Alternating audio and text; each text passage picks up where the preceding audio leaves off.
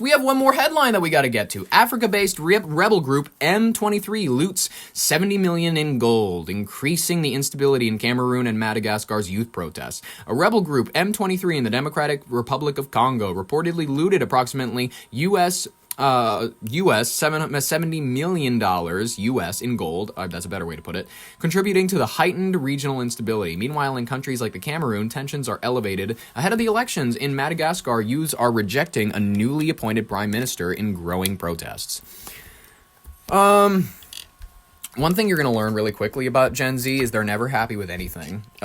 These people were calling it the Gen Z protest. People were calling it the Gen Z movement, the Gen Z. They're really showing that they care. They don't care about anything. They care about tearing things down. They care about having something to do on the weekend, and they're never happy with building anything. Or at least the majority of the Zoomer, or I should say the Doomer spirit, is not anything meaningful to, once they threw in another candidate, by the way, most of these governments that you're seeing get overturned and then be decided on by Discord, these fuckers are so idiotic and they don't understand systems around them to the point where they'll start infighting with their own groups. They'll be like, I don't like who we chose for prime minister, I'm gonna go start another group.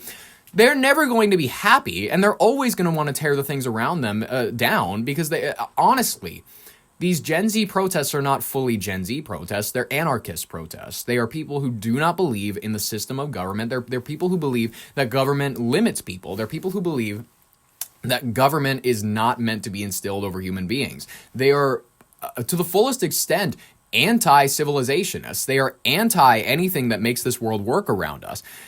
Whatever.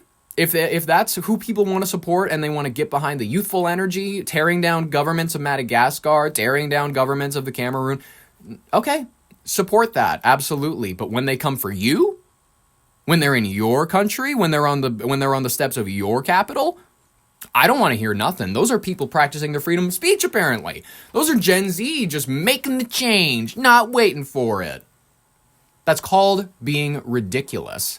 That's called, whatever. That's called wanting to tear down everything around you without learning. Anyways, I'm not in favor of these protests, if you can't already tell. You know what I mean? Whatever.